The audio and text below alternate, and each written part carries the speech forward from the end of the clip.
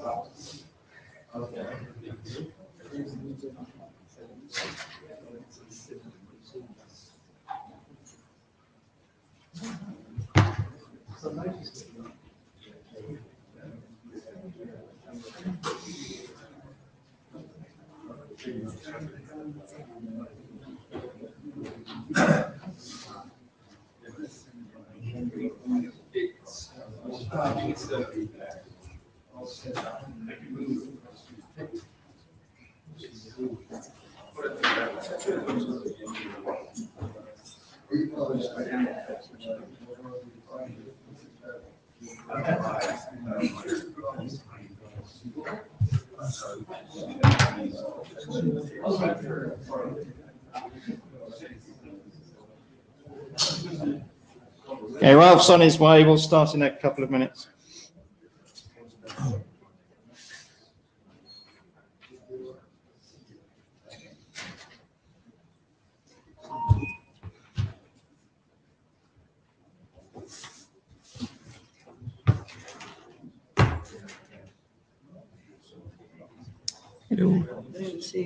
Oh, yes.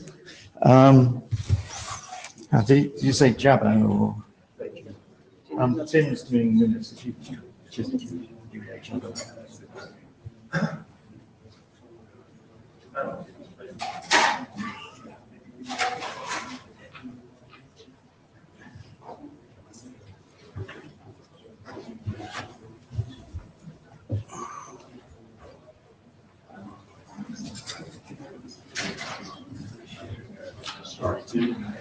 Just-in-time slide generation.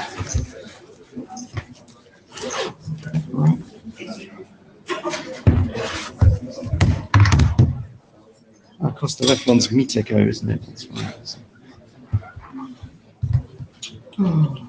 How are you doing? Hello, Joey. How are you doing? Are we having some fun with HomeNet or what? Do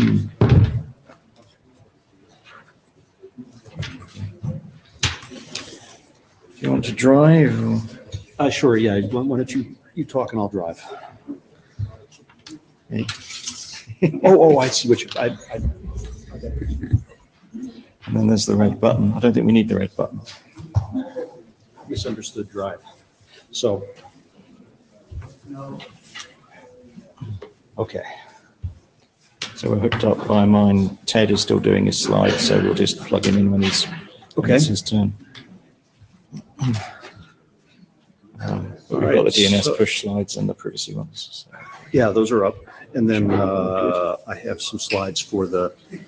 All right, the recommendations. Yeah, PCP stuff. That's what I was just doing with Stuart. So you've started the blue sheets. Blue sheets are out.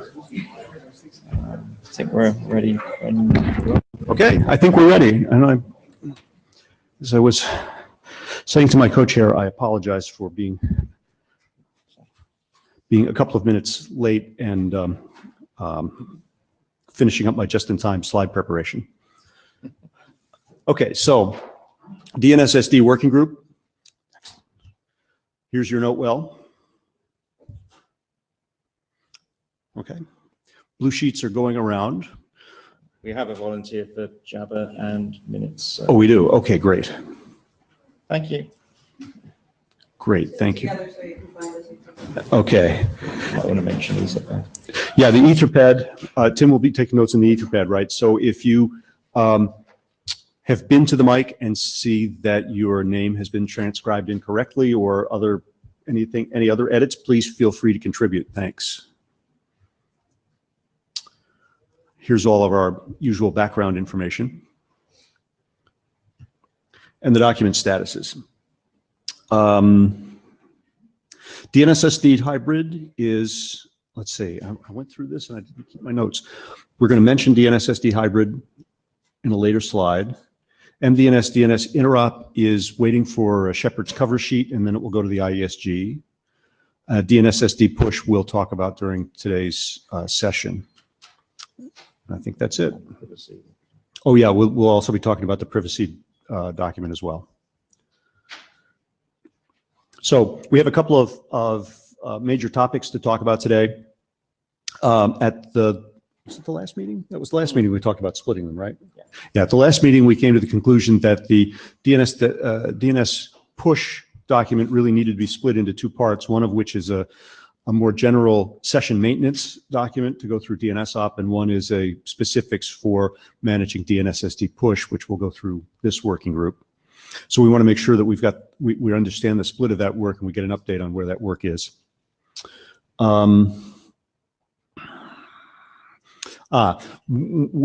Ted Lemon has been working on a document that describes how Unicast DNSSD, DNS update, and hybrid proxy approaches can all be integrated into a specific naming architecture for HomeNet. We want to review that architecture in this working group as well.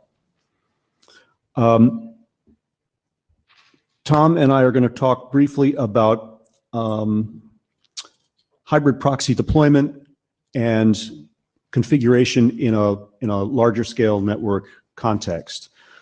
This is something we've also talked about with Stuart. The idea is that there are a number of components that all go together into a Unicast DSSD deployment, and we think that there's room for a BCP document that explains all of those pieces in detail, although they all are documented various places. It seemed good to bring them all together in one place and then give some concrete examples of how you can use the organization DNS server, hybrid proxy servers, and the characteristics of the DNSSD clients themselves to stitch together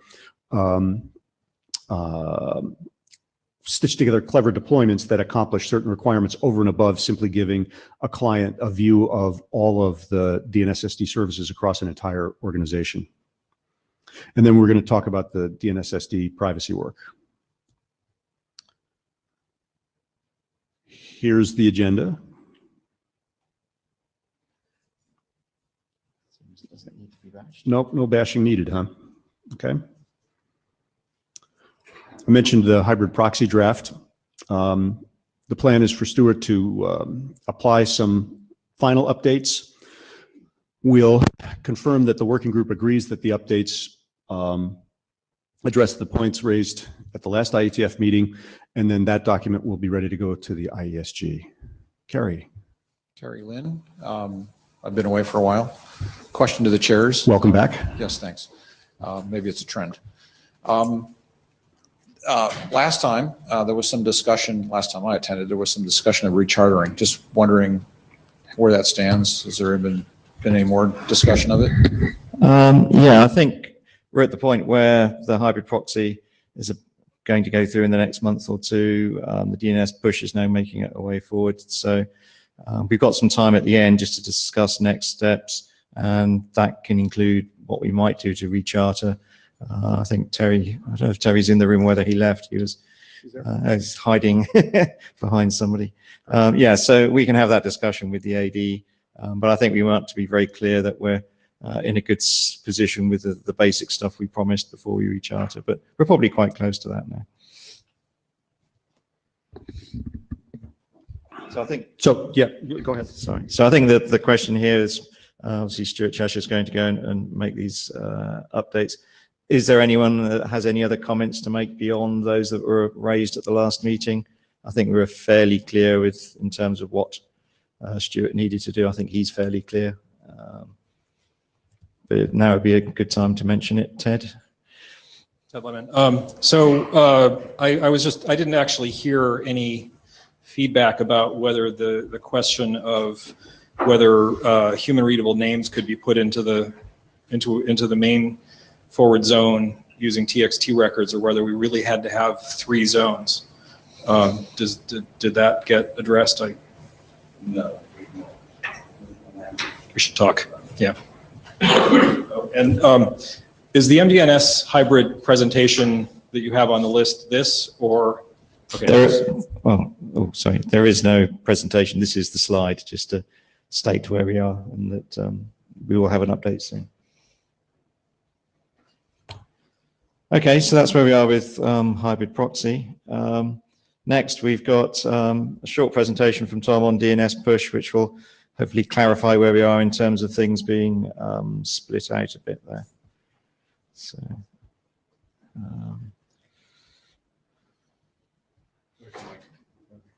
that's a good question.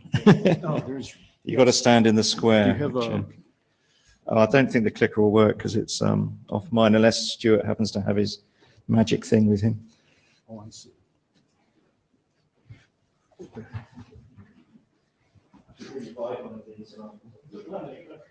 Oh, wait a minute. Oh, here, yeah, it was stuck in the end here. I just found it. Oh, sorry. All right, thanks, Stuart. Sorry.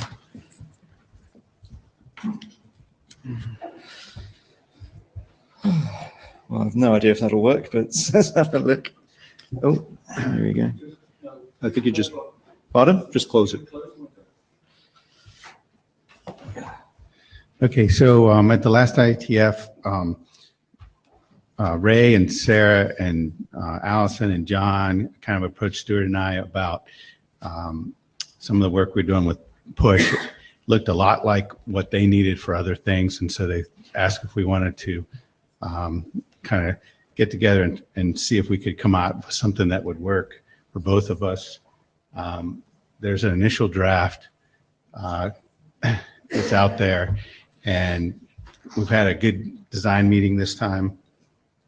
We kind of defined that, you know, what a session is. We consider it to be a long-lived series of DNS queries.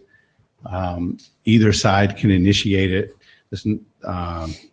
and get a response, and the messages should be arriving in the same order they were sent. So if you can, if that seems to apply in our case, we're using TCP over TLS, and there may be other transports that apply that as well, but we're not going to dictate what transports you use. It's just that those properties are what, you know, kind of match our use case. If anyone has any questions, do come up at any time. Don't need to wait to the end. So we're collaborating with them on this. This allows us, instead of having per packet signaling messages like the EDNS 0 keep alive options, we can do it for the whole session, set it up, and then we don't have to do the extra options in every packet. So that work is progressing, and we should have a new draft out soon based on the discussions that we had. There's a terminate message already in there, and we can use that directly.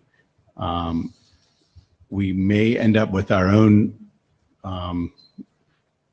keep our own formats for subscribe, unsubscribe, or reconfirm, or we may be able to incorporate those into the session signaling as well. That's something Stuart and I are going to look at.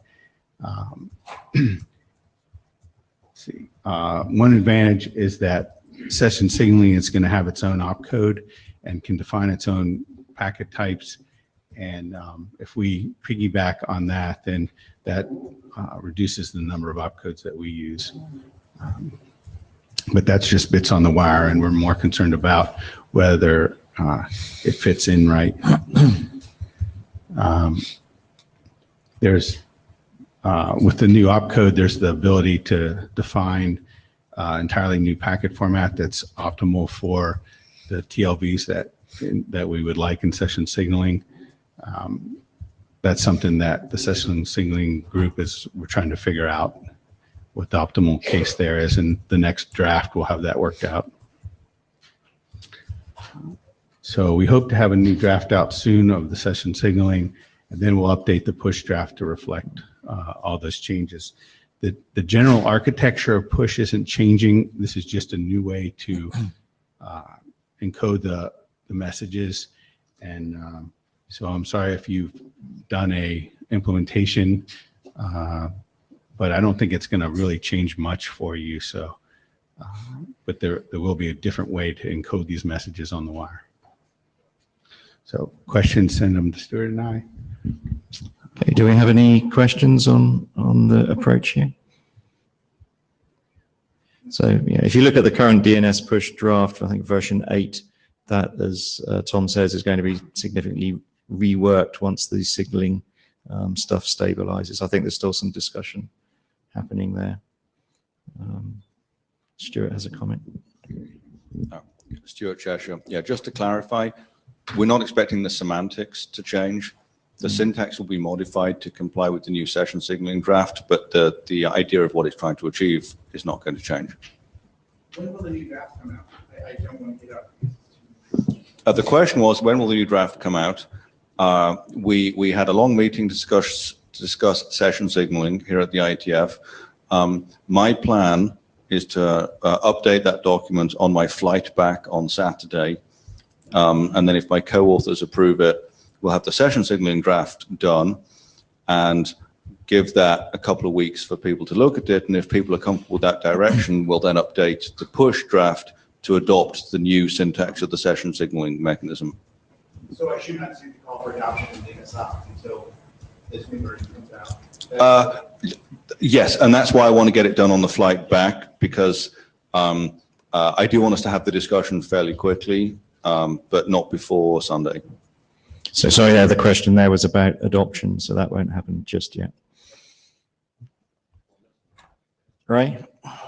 Yeah, sorry, just flag up. Stuart and I are actually going to talk about maybe get something out sooner than that, because I've got some cycles between now and the end of the week.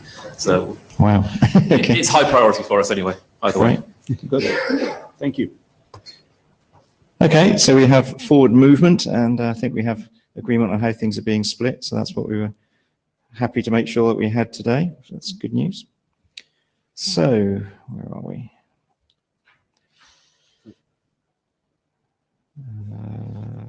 Just send us the slides. So the next bit would be Ted's. You just sent the slides. Yeah, I have them. I guess Okay, do you want to move over to yours? Yeah. See how that goes. Oh, not very well. Ooh. By the way, I got the title wrong. I apologize. That's okay. What's the magic? Make it full screen thing, or maybe it's just that. Let me just see if I've got the email. Okay, I got it. Okay. So you'll need the dongle as well. Oh, right.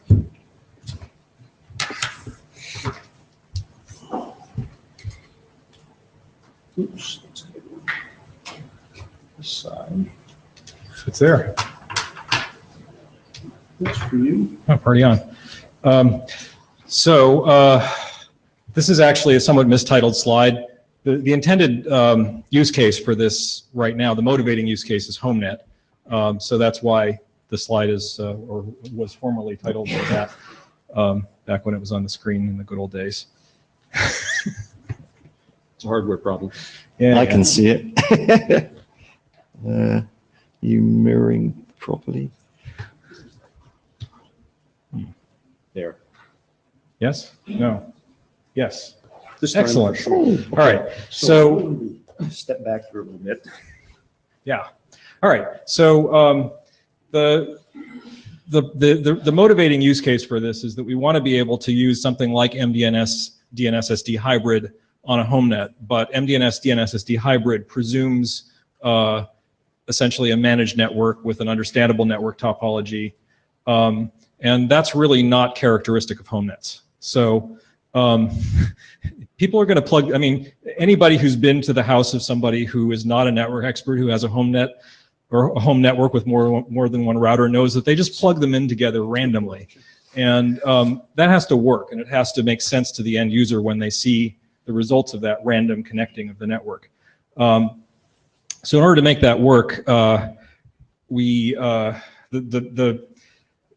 I shouldn't say we. Essentially, I've been doing all of this work, and I encourage people to participate and throw tomatoes and so forth. But anyway, I have been the solution that I thought made the most sense was to have the home net essentially have a local DNS zone that has all of the names in it. At least that's what it should look like to the end user. That's a little bit different than the DNSSD hybrid model. The DNSSD hybrid model has what looks like a zone for every link. Actually, 3 zones for every link. We need to talk about that. It's a really neat solution. It basically works by triggering, if you do a DNS query, that triggers MDNS queries which answer the questions. And if you're using DNS push, then you get better results. It's a very nice system, which for the most part, I think we should also use on home nets. It also does support, I think, caching, but doesn't require it.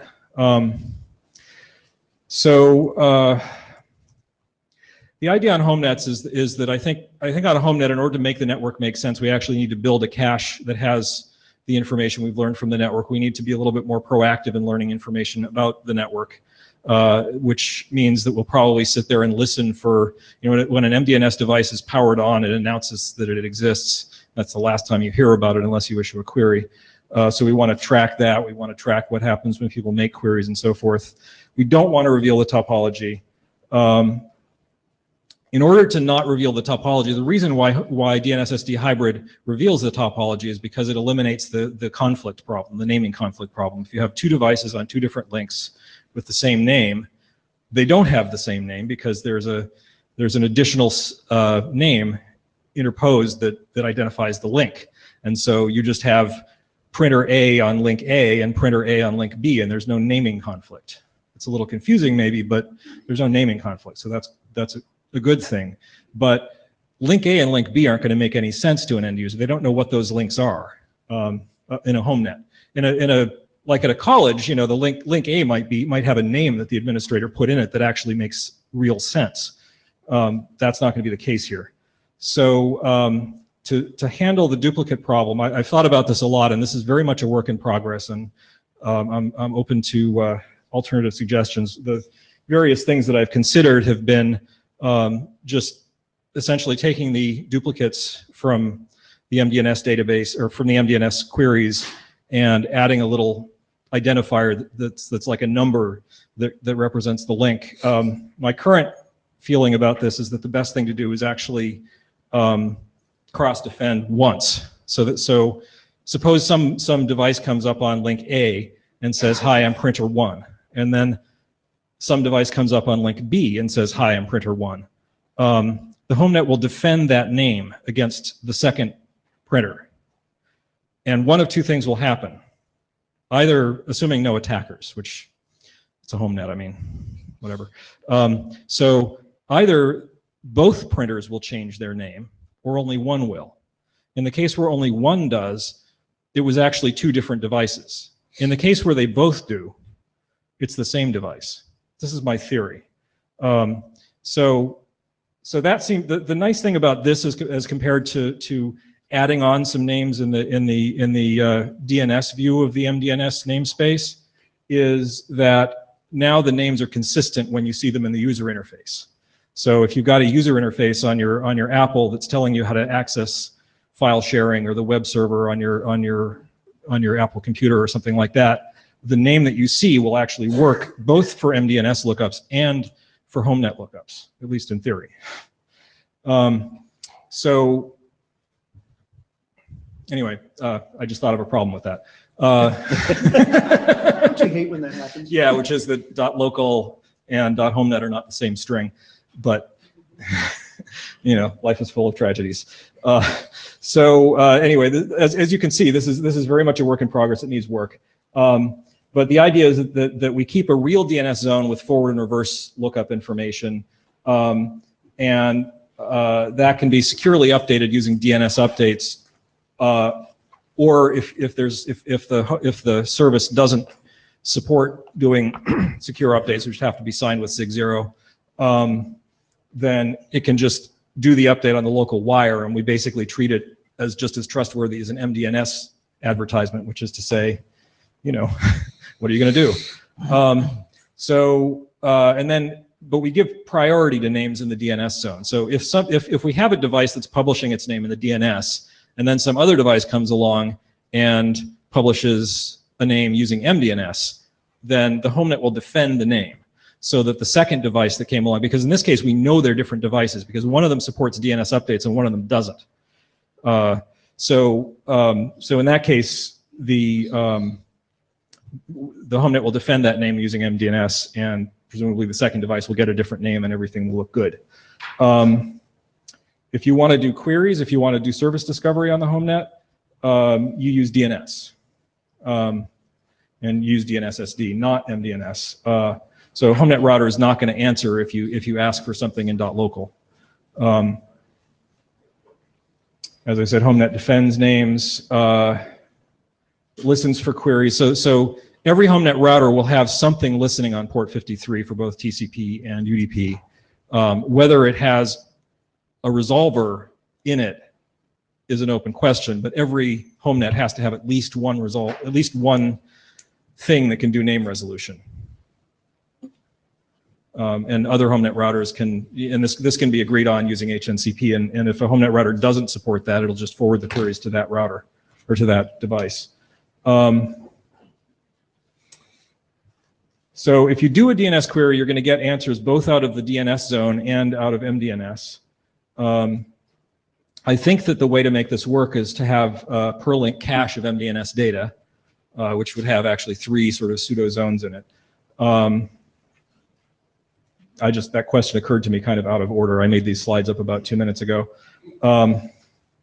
So a couple open questions. You know, there are open issues with the name claiming stuff, and actually I'm no longer convinced that it works. But that's one question to answer. Another question is, do we maintain a DNS zone that has everything in it and has a serial number? When I originally thought this through, the design was that it would in fact have a serial number and would contain all of the MDNS data. I think that works best, but it's a little harder to implement. So there's a trade-off to be made there. The reason why it works best is because now if you do a DNS update, the data from MDNS is there and can be seen by the update query. So updates have predicates, and if you put in a predicate, you'd like it if a host tries to create something, but only if something else is true, we'd like that predicate to actually work. So that's kind of the motivation for that bullet item. I don't know how important that is. This really needs to be fleshed out. So this draft is in a highly non-complete state in my head.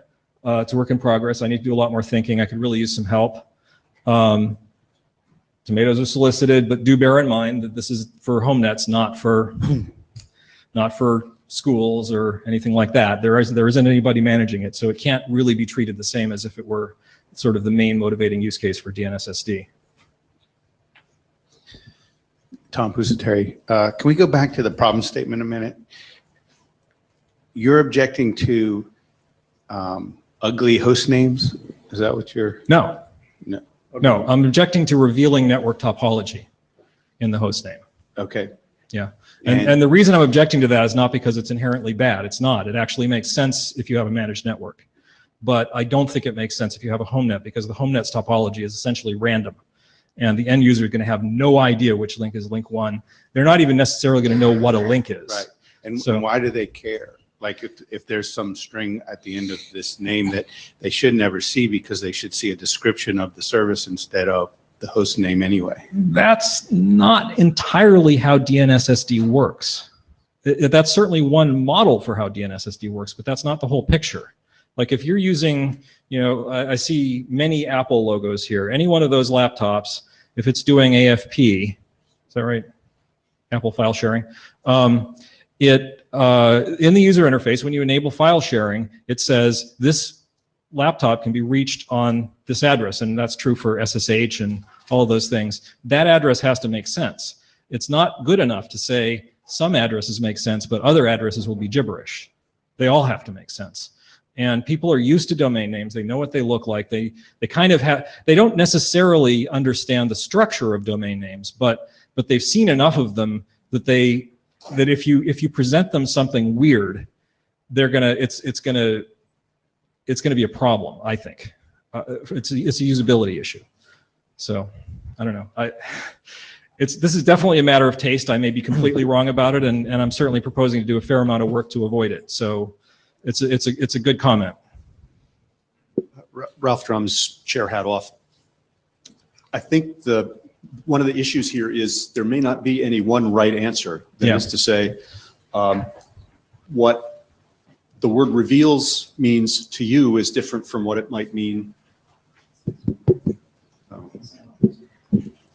What the word reveals means to you may not mean the same as what reveals means to a casual user. Mm-hmm. That is to say, a lot of the existing Apple interface anyway hides the entire DNS structure. So if there is, so you know what I'm talking about. Yeah. So all you see is the host name. You don't see all of the other stuff. Right. For those examples, perhaps the fact that the hybrid proxy solution injects this extra revelation of the topology is irrelevant. But I think we need to talk about it. I'm not. I mean, you and I could drink a lot of beer arguing about that, discussing this vociferously. But I think that's a question we have to answer. Yeah, I mean, who has the answer? One answer to this is let's do plan A, which is reveal the topology, and then we can add later a way of unrevealing the topology. My only and I don't see any particular downside to that, and maybe it's not worth. Okay.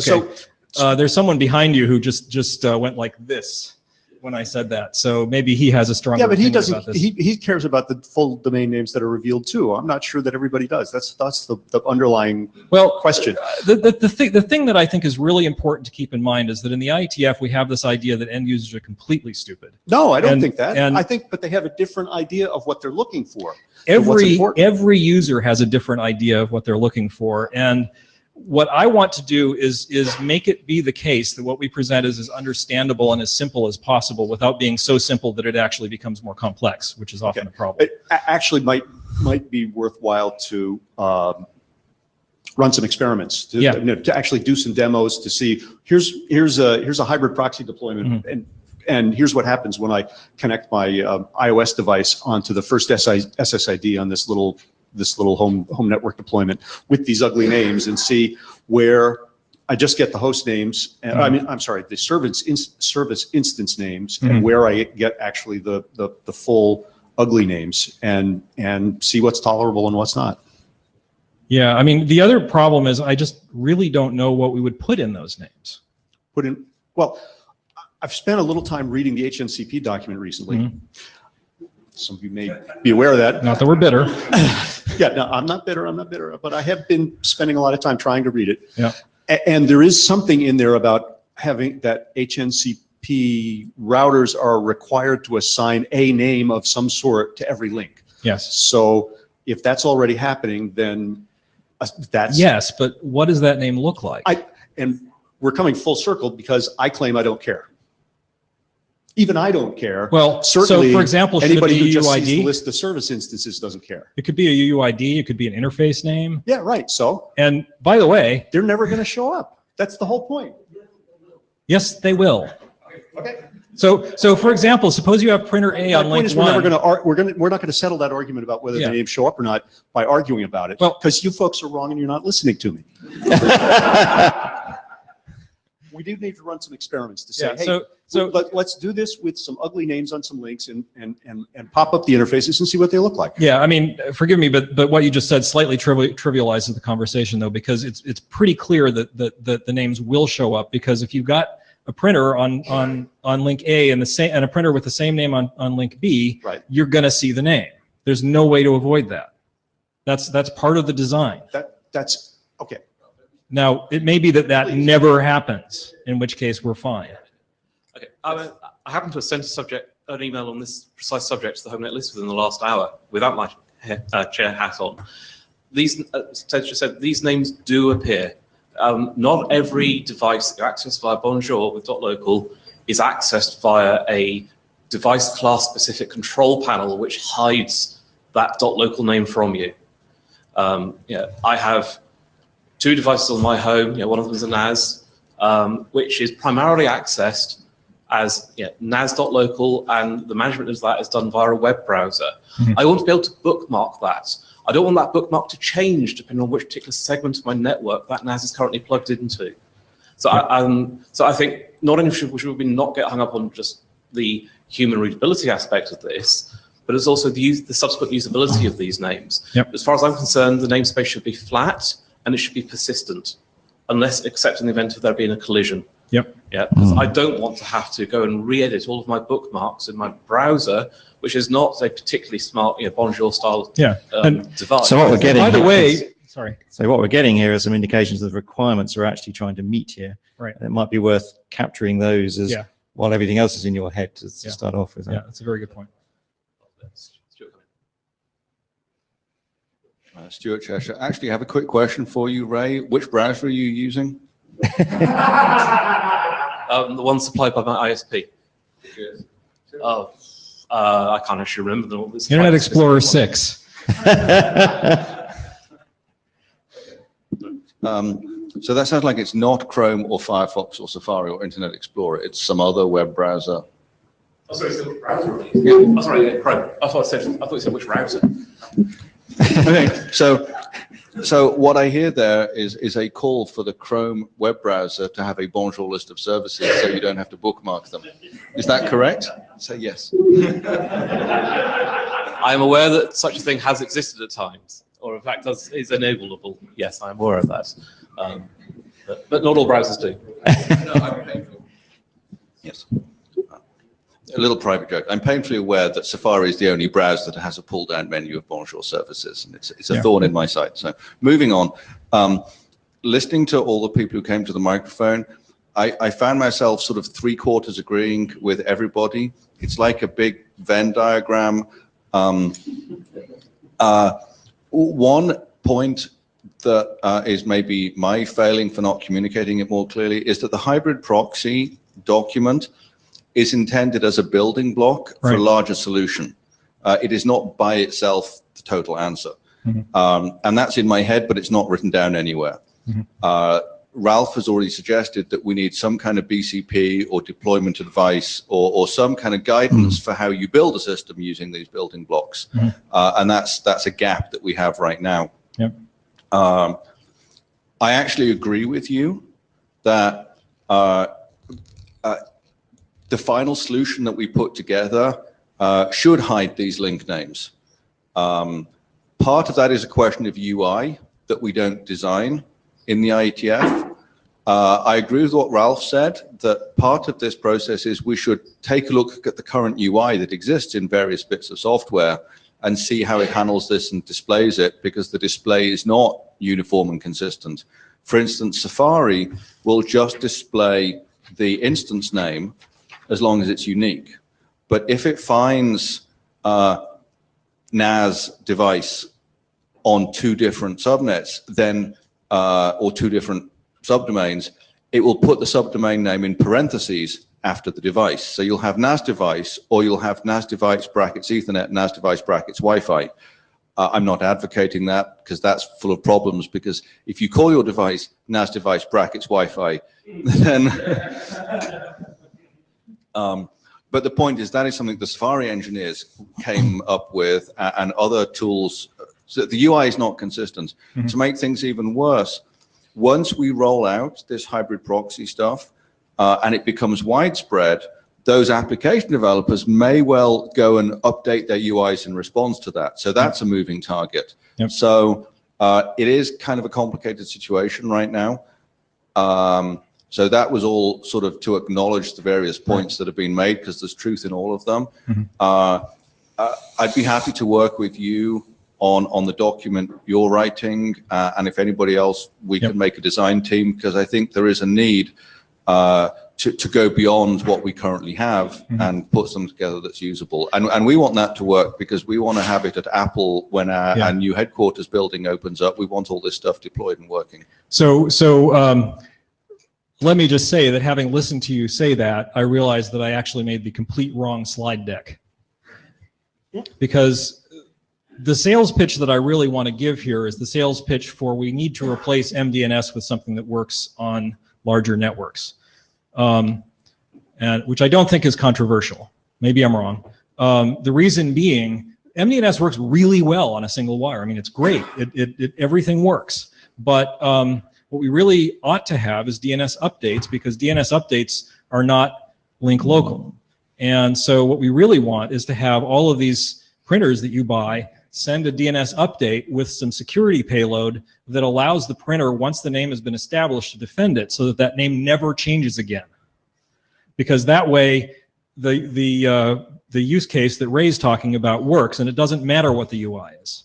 And that's really what I care about. So the whole point of this is to create a context in which there is an incentive for printer manufacturers to do something other, and for everything, NAS manufacturers, whatever, to do something other than MDNS. Because you have DNS update in RFC 6763. I foresee several beers in our future, Ted. What's that? I said I foresee several beers. Yes, well, in our future. we've cried in beers in your case and sodas in my case over many a time in the past on this, so it's not news. But the point is that it would be nice if we had it. Right now, we're not even asking people to do something differently, and it would be nice if we were.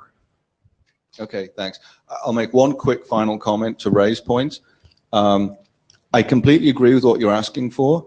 I just don't know how we do it in the general case. And what I'm talking about is, if my NAS is on Wi-Fi and I decide to run a gigabit Ethernet cable to it because it's faster, I completely agree with you. I would like the name to not change. I would like the bookmarks to not change. But how far do we take that? If I take the NAS to my office and plug it in there, should my bookmark at home still work? Because that implies global naming. And so when you say you want to move it without the name changing, the question is, how far can you move it before the name has to change? Okay. So I actually deleted from the last slide a question. Why did Kerry put his head in his hands at the end of my talk about this in HomeNet? I felt that didn't really belong on the slide, but proceed. Carrie Lynn, jet lag, probably. But just as a general comment, I feel like we must have missed something during the requirements gathering phase of this exercise. So not expecting a response or anything else, but it would have been nice if we had this, sort of earlier in the process. I want to make a quick point to something you said in passing, which was we need to get printer manufacturers to do something other than MDNS. There's like millions upon millions of printers already in the field that do this. Yeah. It's got to work. We're not going to strand all them, right? It's got to work. Yeah. Yeah. So absolutely. But my real question is, are you assuming that the capability to change an instance name doesn't exist, or that the users won't know how to use that? The capability to change an instance name. The instance name of a device. Well, no, I mean, devices have user interfaces for typing in names frequently. I mean, not necessarily always. So then if the two names, show up in the same namespace, well, so there isn't the user just disambiguate those two names so that never happens again? So in order for that to, so there's two ways that can work. One is that the name is dependable. That is to say, it's not going to change ever again, assuming that you don't get rid of that printer or whatever. But as long as that printer still lives on your network, it's always going to have the same name. If you can make that assumption, then the UI can just put a different name on the printer. There are a couple issues with that. One is, if you do that in the UI on one laptop and you don't do it in the UI on another, now you've got two UIs showing a different name for the same object. You don't want that. So what you really want is a way to have a UI. So when you go to your UI in Chrome, you can click on the thing, or in Safari or whatever, you can click on the object and you get a little cursor in a text field, and you can edit the text field. And then when you're done editing the text field, some message goes out on the wire, and as a result of that, the name of that object is permanently changed. And ideally, you want that change request to go all the way to the object, right? So, but it sounds that's like a new API that you're suggesting. well, it's not just. I mean, we're not going to do the API. Well, but is there a way for us to do that with existing MDNS? I think the answer is no, right? there's generally a way to do it with an existing printer. You just basically, you know, Well, open right, up but we this- can't, every printer has its own management API or its own management which you UI. get to by finding the printer and then going to port 80 at that address. Yeah, that's not, I mean, from a usability perspective, that's better than nothing at all, but it's not a lot better than All nothing right, at so all. then in answer to my question, you're assuming that users are too stupid to use it, basically. I'm not assuming the user is too stupid to use it. I'm assuming the user is not going to be able to figure out how to get to it. Or it's likely that the user is going to be able to figure out how to get to it. So one more comment from Stuart, then we need to move on. All right, I'll try to make this quick. It sounds like what you're proposing, Ted, is something like an SNMP set operation for some standardized mechanism for set the name of a device. And I'm actually not saying that to advocate it. I'm saying that to kind of point out that, you know, maybe it's never going to It's a hard problem. I would love to see some standardized network protocol for set name of device. I just don't know how we'd get anybody to adopt it. Yeah. The reality is what Kerry says, that almost all devices have some web UI with something buried in the settings where you put in the name. It is really frustrating that it's hard to find. It's very inconsistent. I recently bought a new house and I've been buying amplifiers for the stuff, and it's actually been really gratifying to me that almost every device I've bought has a Bonjour advertised web UI on it. In fact, it's really surprising. I wasn't searching for that. That wasn't my litmus test for whether I buy a product. The latest ones I got was in 2 inverters for the solar panels on the roof. There is no way to change the name, but that's okay, because one of them is called SMA199900004546, and the other one is called SMA199900005082. So no need to change. Those are the very names. easy to tell apart at a glance. This is. So I'm agreeing with you. Yeah. We need. I would love the products to be better. I don't know how we get the products to be better, except that if there's more people using them and complaining that they're hard to use, then the vendors will have an incentive to fix them. And if there is a way that the vendors can fix them that is standardized, maybe they'll use that instead of inventing some special snowflake way of doing it. Maybe. Okay. Final comment coming up. Okay, so Wolfgang Riedel.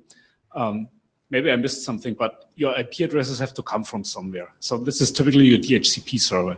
Within your DHCP server, you have a way to also assign host names. So they don't have to be the ugly way. You can really assign nice DNS names via your DHCP server, and typically they get registered via dynamic updates to your DNS system anyways. And another point is, like, think about the use case: your NAS is dual homed and your Mac is dual homed. So I want to have the linked name in my name, because it's like, I don't want to run my backup from my Mac over the Wi-Fi if I have a parallel path, like going over wired, because this may be 5 times the difference in timing, which takes it doing this backup over the Wi-Fi versus wired.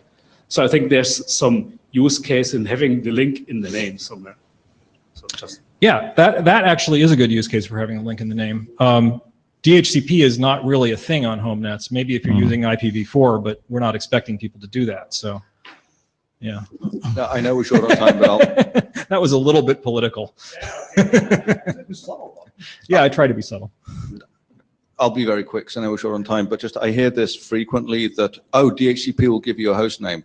And I hear this a lot, and I've never seen it actually used It doesn't actually work. Because it doesn't actually work. Because I walk into your house with an iPad. How does the DHCP server know what the name of my iPad is, right? It can give it a random address from the pool, but it can't tell it what its name is. And would you like it if your iPad trusted your DHCP server, some random DHCP server, to give it a name?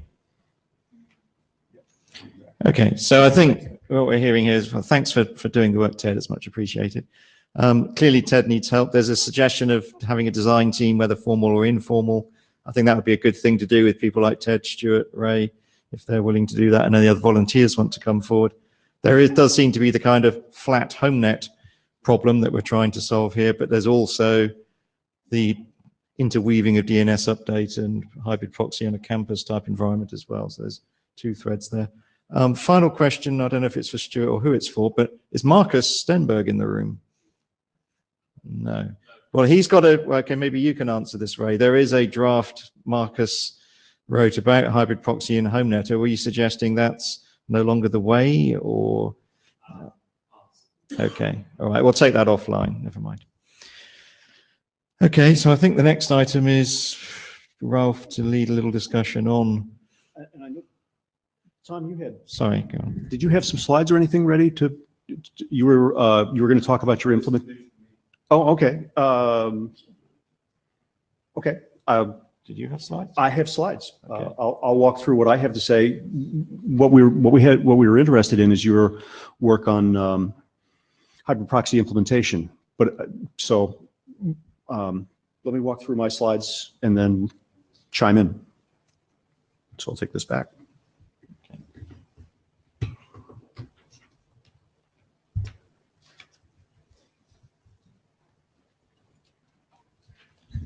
So what we're talking to here is what Stuart alluded to, with the fact that hybrid proxy is a tool that we can use in different ways. And the question is, what sort of guidance or best practice can we recommend for doing that, particularly in a campus environment? And I have, let's see. Okay. So I have nothing like a BCP document, nothing like laying out all the possibilities. All I want to do today is run through some of the components that make up the building blocks of Unicast DNSSD, as Stuart was alluding to, and give one small example of how those can be put together in a particular way for stitching the various zones together to accomplish a particular requirement. The idea here is, as Stuart was saying, to get to a Unicast DNSSD deployment while still accommodating multicast DNS devices, and start broadening the way we think about these pieces as building blocks and being able to be put together in lots of clever ways. As always, since this is a naming problem, there are lots of opportunities for doing clever things with names and levels of indirection inside the various components that we haven't really even started to begin exploring yet. Okay. So we all know this stuff. I just want to make sure everybody's on the same page. DNSSD is independent of the DNS transport, right? You send the same queries over multicast DNS as you do over unicast DNS, and they get evaluated the same way. You get the same responses back. It's just a question of the transport, whether it's multicast DNS or unicast DNS. Unicast DNSSD is a good thing. It avoids the overhead of multicast DNS. I may have relayed this anecdote before. A friend of mine captured a packet trace of traffic at a Cisco Live, where the deployment tends to be a very large bridged single link in which there may be as many as 10 or 20,000 people. And you know how we are. We probably have 3 or 4 of these things that we're all carrying around, communicating over MDNS. The traffic, the multicast DNS traffic on that packet capture was something like 40% of the packets over the period of time that I looked at it. So DNSSD avoids all that overhead. And DNSSD can avoid the overhead even if you're using multicast DNS for legacy devices, because you don't have to forward the multicast DNS traffic from the legacy devices across the entire multi-link network. You can you can isolate it to a single link and then use Unicast DNS in clever ways to communicate across, to do DNS service discovery across remote links. So some considerations. There's this consideration in scaling responses to service discovery. It's great if we can have a way of merging together multicast DNS, Unicast DNS SD into a single sort of search domain. But if I pull down the menu and ask for all the printer services at Cisco, I'm going to get a list that's way too long and not very relevant to what I want to do. So I want to be able to filter that to get just the printers that I might be interested in. One way to do that filtering is to modify the responses that come back from DNSSD service queries based on location. So is there a clever way I can take the DNSSD infrastructure and structure it in such a way that I get back just the responses from devices that are physically in my vicinity? And as I said, we've got to accommodate legacy devices. This was the conversation we had at the end of the previous presentation. For the time being, we have to accommodate multicast DNS devices. There's no way around it. We don't have a way of going to entirely unicast DNSSD, but that would be a great goal. Excuse me. So what are the tools involved here? What are the building blocks that we can put together in to get a merged Unicast DNSSD, multicast DNSSD? Well, first of all, there are these DNSSD client configuration resource records. There are actually several of them. I've just put one example up here as an example. So, these configuration RRs come from a couple of different places. So the idea here is the client device gets its domain name from DHCP. So for example, example.com. It prepends lb._DNSSD._UDP, sends that out as a Unicast DNS query. There's a second kind of query that's made by taking the subnet that the device is attached to. So the device takes its address, its IP address, applies the subnet mask, and gets a subnet number, puts it into in.adder.arpa format, and issues that request. And then finally, it'll issue an LB request on .local over MDNS. Now, these responses come back, and I'll show you how these responses come back and get merged together in a second here with an example. But the responses all come back and get merged into a list of, it's essentially a search list for doing DNSSD queries. So the next set of tools is the hybrid proxy servers themselves. I do have a pointer. The hybrid proxy servers themselves. And then there's the organization DNSSD server, or DNS server, which we're going to use to stitch all this stuff together. So the organization DNS server has the Unicast DNSSD client configuration RRs, these things. It has the delegations from the central zone for the organization to the hybrid proxy servers. And it's got these funny subnet entries. Okay.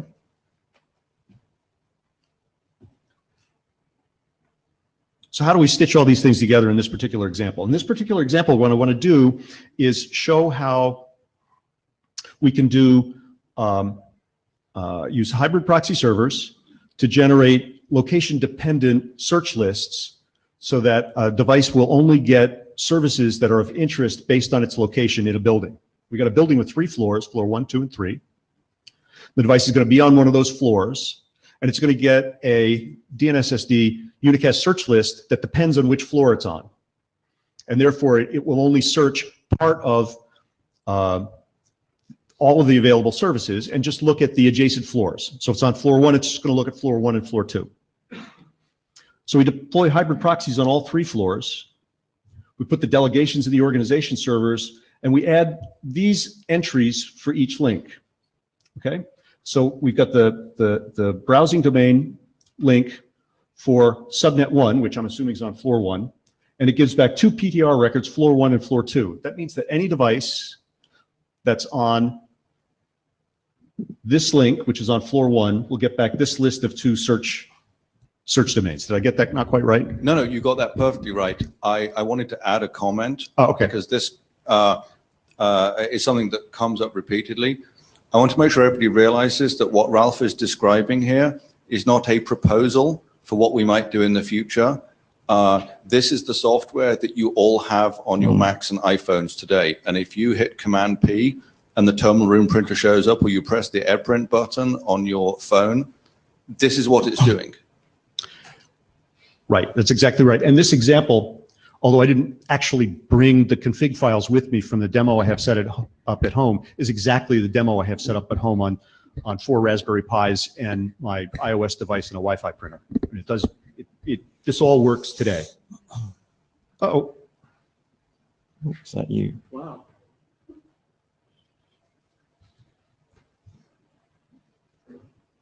Okay, so this is what happens for a device in subnet 192.168.1.0, which we assume is assigned to the first floor. A device in subnet 192.168.2.0 on the second floor gets all 3 search domains, and then the device on the third floor just gets floor 2 and floor 3. Okay, so when one of these devices now does a pull down to do service discovery, it will either look at the services on the hybrid proxies in floor 1 and floor 2. If it's on floor 2, it'll look at the hybrid proxies on floor 1, 2, and 3 and get all of the resources back. If it's on floor 3, it'll just look at 2 and 3. So the Unicast DNSSD client on floor 1 resolves its browser RR. It sends out these queries. The results are merged, and the leftmost labels, the instance names, are displayed. And so you'll actually get the little pull-down menu that has just the printers on the local link, on the .local link, and on floor 1 and floor 2. And that's pretty much it. That's trying to kick off the discussion, trying to give you an idea of where Stuart and perhaps Tom and I are going to start in writing a BCP document that lays this out in more detail, that gives some gives more examples about how you can stitch these things together in more clever ways. Yeah, so there are many pieces to this puzzle. This is probably from the configuration, from the administrator of the enterprise's point of view, and what tools they would have to actually put these records in place, of course, is another question altogether. Yeah, so that's an excellent question about what tools the administrator has to put these things in place. Now, let me try 2 different scenarios. The first scenario is if you're considering an enterprise scale deployment where you actually have a real administrator, there's still a lot of opportunity for support tools here. So if you were to buy all of your gear from some major router vendor, they might give you some support software that goes along with this that takes a very high-level description of the topology of your building and translates it into all the detailed little DNS RRs that have to go into the enterprise server, that reaches out, touches the routers to configure the hybrid proxy servers, and make sure all of these pieces fit together in the way you expect, right? It's not too much of a stretch to say, gee, I've got this high-level description of what this thing looks like, and I'll just go push all of these crazy RRs out and push out all of the configuration pieces. Now, if you're in the home network, you wouldn't probably use this strategy for trying to restrict the search areas, because you don't have an administrator and you don't know that the first router is the one that's downstairs in the basement next to the DMARC where your internet comes in from some major ISP.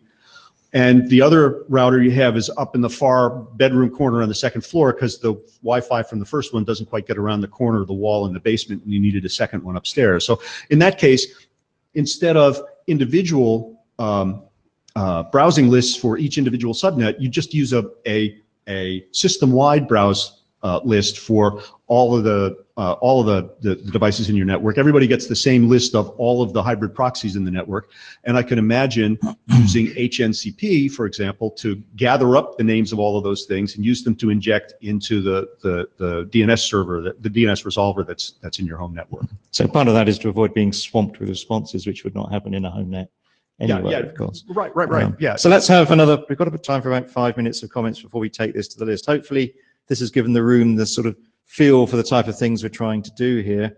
As I think Stuart mentioned earlier, there are other issues like what the UI looks like, and Ted hinted to that with what he'd like to do with being able to name devices. So there are many pieces to this, many of which aren't within our remit to actually deal with. So let's take some questions from the mics now. There's 2 people up there. We've got time for about 5 minutes. Yeah. Oh, sorry. So go ahead, you were at the line, but we'll remember John. Yeah, Björn Paulsson, Nordmedutveckling. I have one thing, a concern when you're talking about delegation to the proxy server instead of update privilege. Delegation gives you permission to do anything under that subdomain, including things that doesn't really make sense in what we're talking about here, like MX post or domain validation for that subdomain, of course, but still domain validation. And that made me a little bit thinking like, okay, so the weakest point in the domain name suddenly become whatever that proxy service laying, like maybe floor 1 is a reception of a bank. Okay, that service now basically in the name of that domain name, and the central domain name is well protected in safe place, but not that machine. So why is the draft suggesting delegation and not just updates? So I'm not going to answer that right now because A, I don't know how to, and B, I think this is exactly the kind of consideration we want to put into the document in the long run, rather than trying to worry about the specific solutions here. But that's exactly the kind of thing we need to walk through. So please make that point to the list so we make sure that it's captured. Tom? And sorry, there's Jabber's John Clenson, was it? Yeah. So Tom first and then John. So I wrote a draft that's expired now that kind of lists out all the parameters that you would want to configure for a hybrid proxy, kind of a minimal set anyway. Those can be configured from either direction. You can configure it at the delegating server to get in the hybrid proxy, can figure out what it needs to know from the delegating server. Or you can have the delegating server, or you can have the hybrid proxy update the delegating server. And so it can, in a kind of an auto configuration mode. Okay. And so I think we wanted to make the distinction between the 2 ways you can do it. As far as the previous question about why are you talking about delegation servers, well, each of the subnets on a hybrid proxy are truly delegated and have their own subdomain names. So that's, we have to use delegation in this case. Okay, so so how do we bring John in? I think we hit the red button for John. I'm going to get to hit the red button. Woohoo. The magical red button. Hi, very briefly. First of all, there are I inserted a couple of snarky comments in the Jabber log that you might want to take a look at some stage, but are not worth spending time on today. More important, just as an observation about how complicated the world gets, I've been working with some architects of the traditional building variety on what turns out to be an aspect of some of the problem you've been talking about, Ralph. And just want to mention that some of the assumptions you've made in your presentation assume either that everything is wired, or that when we design buildings and their interiors, we are going to insist upon new kinds of carpeting consisting of wire mesh, which runs edge to edge across rooms and is thoroughly grounded sufficiently to prevent radio waves from moving between floors. And I can't tell you that's going to happen. I don't think it's going to happen. But it's another issue which increases the complexity of this problem in the real world. Yeah. And I just thought it was worth. And I think, sorry, John, go on.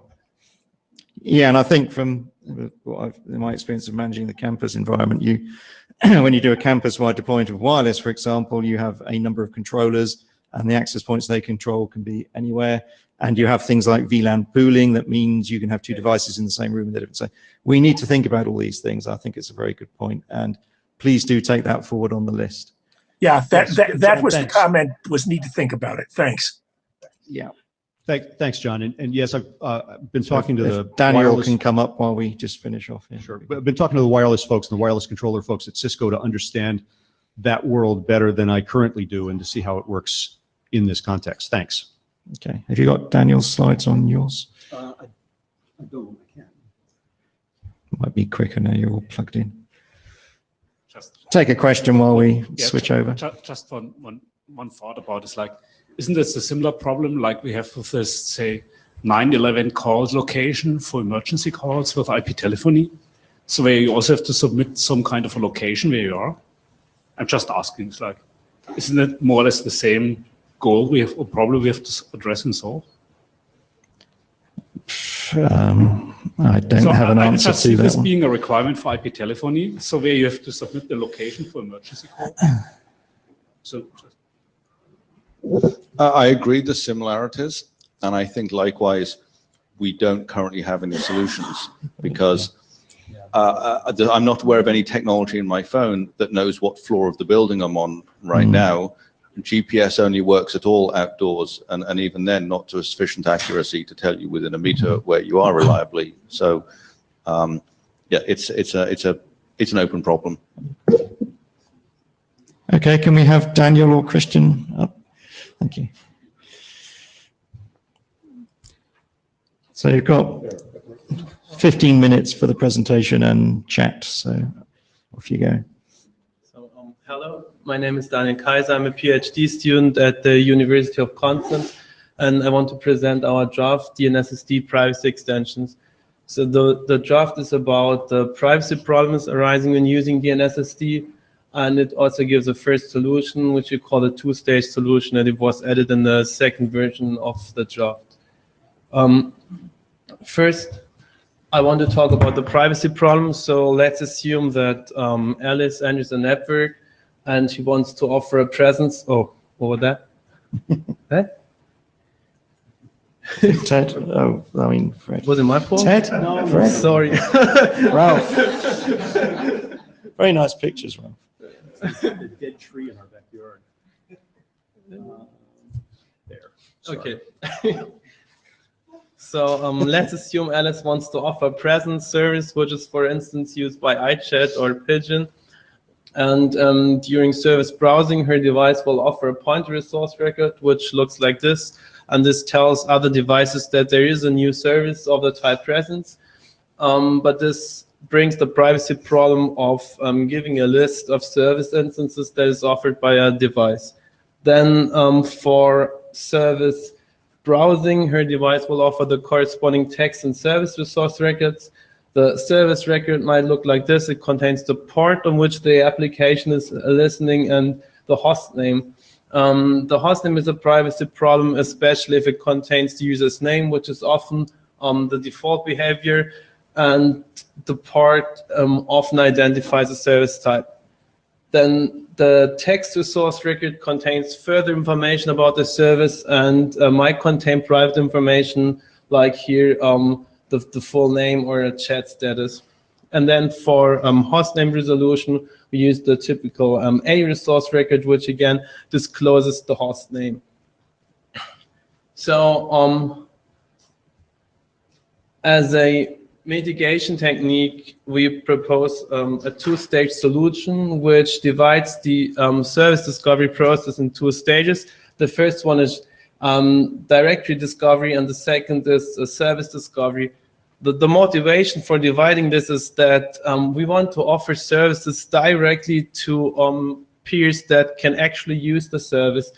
So meaning that in the first stage, peers discover select peers, and in the second stage they directly query them for service information. This could also be used for other discovery protocols. So during directory discovery, the hosts discover a special service that is offered by a private directory, and we call the service the PSDS service, and this is implemented as a minimal DNS server running on the host. And when, like in this example, Alice enters a network, she will first look for these paired peers for the select peers, and then in the second stage, query them directly. But to be able to do privacy-preserving service discovery, the devices need to know or need to identify authorized devices that are allowed to get the service information. And to establish the necessary relationship, we propose a device pairing. This is the only step that will need user interaction, so it has to be as convenient as possible. We propose two kinds of pairing. The first one is an intra-user pairing, which we use to pair devices of the same user. And then we have an intra-user pairing, which we use to pair devices of friends. So for the intra-user pairing, we can use methods that require little to non-user interaction. But for inter-user pairing, we need different means. We were discussing about push-button methods or transmitting a secret and public authentication keys, which can then be verified using QR codes. These QR code methods are already used for instant messaging applications like Pigeon, but we still don't know how to reduce this to practice, and also want to discuss pairing. So for secure, for private transmitting of the PSDS service instances, we need obfuscated instance names, and we generate them by using a secret exchanged during pairing and hashing this concatenated with a seed.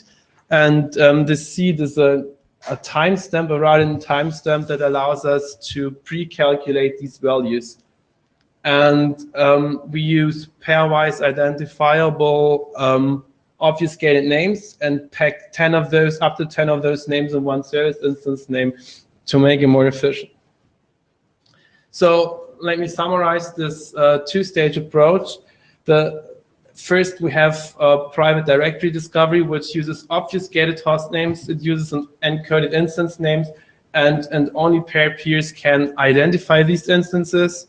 And for actual service discovery, we use the PSDS service, and the actual service discovery is done via Unicast to this PSDS service on a encrypted channel, and we want to use DNS over TLS using a Diffie-Hellman pre-shared key mode of operation for this. So then I want to conclude this short talk with two questions. First, should we adopt this draft? It proposes a two-stage approach for privacy-preserving service discovery, and the method is efficient as it reduces multicast. It reduces visual clutter because all these PSDS instances belong to a dedicated service type and can easily be hidden in the user interface, and it offers services only directly to paired devices. And the second question is, should we work on pairing? Pairing is essential for privacy-preserving service discovery, and other applications will also benefit from this. So thank you for the attention. Okay, thank you. A very good, concise presentation. So Ted and Stuart at the mic. We've got time for a few questions, so fire away. All right, so Ted Lemon, first of all, this is awesome. I love this. This is really great. Hadn't even occurred to me to do this.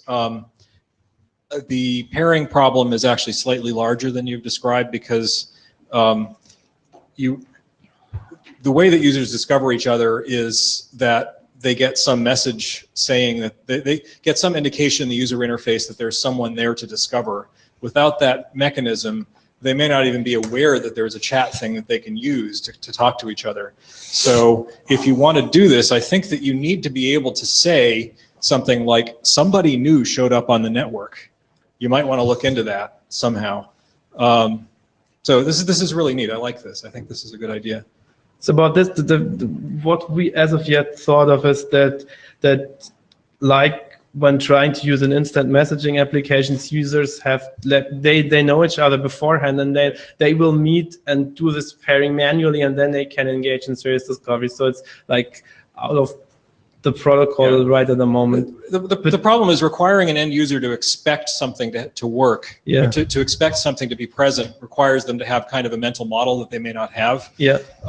And oftentimes what happens, one of the reasons why these services are so cool is because people discover them spontaneously. So I think you want to somehow preserve the spontaneous discovery while not violating people's privacy. Yes. So that's what I'm getting at. Yeah, thank you very much. And the Christian Wiedemann quote.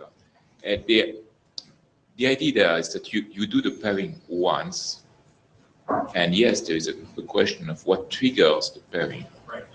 And clearly, because, I mean, okay, I know that I want to talk to you later, I know you are here, I establish a pairing, okay? Then once you have paired, you get in the room, like, there are 50 people in this room, but only 5 of them have a pairing with you. So in the first stage, you will discover all the 50 people, but you'll do a triage by checking the value of the instance name to say, oh, only that one has a magic token that I understand.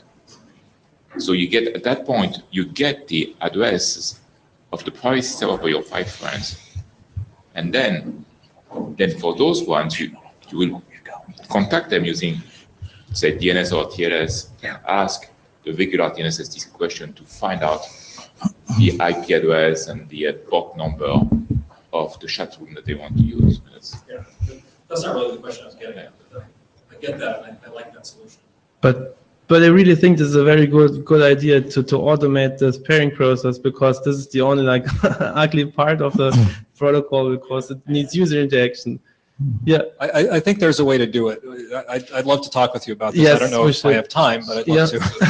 Yes, we should work on these pairing services. I am definitely saying that, yes. I think, yeah, it's good to hear that. So I think one of the other concerns is the compatibility with everything else we're doing here. It sounds like it's something that can just bolt on as an optional extra if you choose to use it, which is a good thing, but we need to be clear that that's the case, that the device that chooses to use that benefits from it, and it doesn't lose out in discovering other things potentially. But well, Stuart.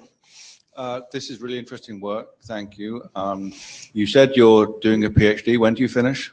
I think maybe in January. Oh, cool. We should talk. Yeah. I do have one small question. I saw you use a time value to compute the obfuscated name. Does that mean the name changes over time? Okay, that's good. So it avoids being a tracking ID. Yes. Good, thank you. Yes. You realize, Stuart, working group chairs get finder fees, so. So, Dave. Dave Thaler. On the 2 questions, I think my personal belief is the answer is yes, but the definition of we should be different. In the top case, the we refers to the DNSSD working group. And my belief is, yes, the DNSSD working group should work on DNSSD privacy, absolutely. And I think this draft is a good starting point. On the bottom one, I think the answer is yes for a different definition of we. I think the notion of pairing, DNSSD is not the only protocol with this problem that could benefit from pairing. I believe that the bottom one, the answer should be yes, but not within the scope of the DNSSD working group. Okay. I'm peering back at an agent. Do you have any idea where that might be? SAG, int area would be the 2 possibilities. Confused AD. I'm actually not sure. I'm going to have to think about that one. But I think that's a very good point, Dave, that so what belongs I want there where. to be a solution to pairing, yes, and I want it to be not specific to DNSSD. This is Ted Lemon. I believe Dave has a good point there. However, if we were to do this in int area, I just think it would die. Nothing against int area, but that's what you're doing is you're taking it out of a room where there are a lot of people interested in the problem, and you're putting it in a room where there's nobody interested in the problem because it's structurally somehow makes more sense. So we could say that we would work on it and not preclude it from working in other environments, or do everything we possibly can to avoid. Well, I mean, I think there's a case to be made that it shouldn't be done here, but if that's the correct answer, then I think that you're proposing to fork a new working group, because I don't know of a working group in the IETF that would have that collection of people who are interested. So from my perspective, as a matter of expediency and avoiding creating larger schedules for IETFs in the future, I think it might make sense for the area directors involved to ask themselves the question, would it be efficient to do it in here? Because I think there is a community of interest here. Okay, so first question is, who's read this draft? There's a small number of hands, so it can be a small vote then. But from what you've heard, I mean, you can get a feel for what it's trying to do and how it may work. Who here would be in favor of the working group adopting this draft modulo where the pairing work is done? In favor? Against? So you're just taking your glasses off now, okay? So I think we've got moderates in favor, but from the people that have read it, it sounds like it looked like all those hands went up, which is good. Tom? Yeah, I read the draft, and there's a lot of obfuscation in there. Not all of it is your algorithm. I think it would be good to have the problem defined better, and we adopt that draft, and then the solutions maybe separately. Yeah, I think that's an interesting point. I mean, this draft started off stating a problem, and it's sort of in version 01, as version 00. Version 01, it's started taking the steps into solution space. So I guess there's a question for our AD there as to whether he would prefer that we adopted the bit that stated the problem and published that, and then continue the work towards a solution. Any comments there? Or do we do it all in one document? I'm actually quite fine to do it all in one document. Okay. So I think the comment there is then to make sure that the requirements and the problem are stated clearly in the draft as well, as I think they are already. Okay, Ralph's checking for blue sheets. Okay, so we will take that for confirmation to the list as to what people want to do with adopting the draft. Thank you very much again. So we've got about 5 minutes left. The last thing we were going to discuss was other drafts and next steps. So I don't think I can cut across to my laptop fast enough, or can I? There's basically, as I wreck the place, there's basically 3 drafts here that we've got outstanding from other places. Oh, it came up before. Hopefully it'll come up again. There we go. So there's, of all the drafts that we've covered, there are these 3 to the left. I think we've heard about hybrid proxy zero conf from Ray, and that we'll have to take that via Ray and discuss it with Marcus about where we stand with that. We've got 2 other drafts. The general DNSSD threats document is parked. We're not going to ask for adopting it. There are outstanding questions from a couple of people against that draft on the list that have not been answered. So once the authors answer those questions satisfactorily, we may be able to progress that. So do check the list for that thread and comment on it if you can. And then the last one, which I kind of probably fits in somewhat with what we were discussing about how you use things in practice. Maybe 5 meetings ago, we had a draft presented on how you might optimize the queries and where it's most effective to do query filtering, whether it's on the client, the server, or on the responses you receive back to the client. So it might be worth revisiting that. So I'll contact the author, see if he's still interested, or he or she, I don't remember, in revisiting that. I think it might be worth doing that at the next IETF meeting. And that just then leaves us with the final steps of next steps. Is there any work here that people think we should be doing that we're not? Any other brilliant ideas for what we should be doing? I think it's great in the last couple of meetings we've taken the privacy aspect on board. That's really good. Is there anything else that we're missing that we should be doing? Okay, so that's kind of encouraging. I think there is the potential to look at rechartering as we discussed at the start, but I think there are some clear actions at the moment on the hybrid proxy and on the DNS push split. I think we should finish those little pieces first before we consider rechartering. So a rechartering discussion might happen at the next IETF meeting, I would guess. Yeah, let's see if we can get that Yeah. So we'll have a list discussion before the meeting, a thumb up from the AD. So the actions I've got down here from the meeting, well, the key ones anyway. The first one is that we'll get the hybrid proxy update done. We'll get the DNS push and signaling updates done. So the signaling work will be done first. It sounds like that's going to happen really quickly. Once that's sorted, you can then go and update the DNS push document, stripping out the bits that have moved to the signaling document. As Stuart said, semantically it's the same. There'll be some changes in the syntax. Third thing would be the design team, formal or informal, to look at the what we shall just call flat HomeNet problem for the time being. I think we all know what we mean. Related to that is also DNS updates and hybrid proxy coexisting in an enterprise or canvas environment. So I think Ted currently has taken that all on himself. We need to get some help, whether people like Ray and Stuart and others may be willing, that would be great. So I think if Ted can kick off the discussion on the list again and call for help, that would be very welcome. Next thing was the guidance draft. I think we've had a good discussion there and got some ideas thanks to Ralph's presentation. I would point you also to, Tom mentioned it, he's got some configuration examples in a draft that he could post.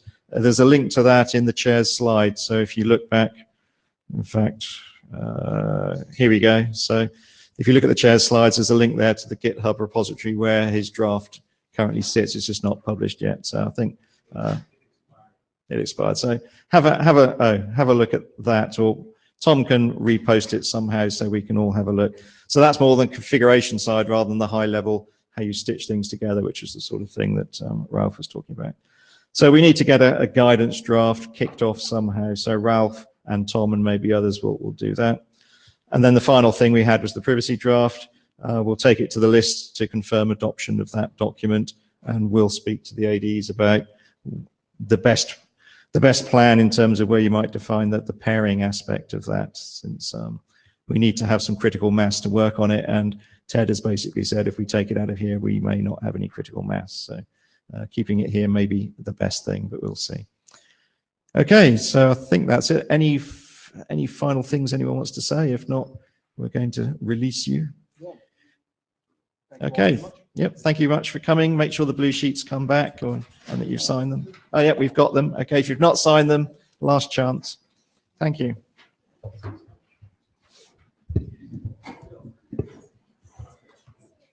Hey, Don. How are you, man? All right. How are you doing? Thanks. I just broke my Juniper pen. How will I live? Very nice. Yeah. Very happy with the way this is. I've broken another one. Actually, thanks.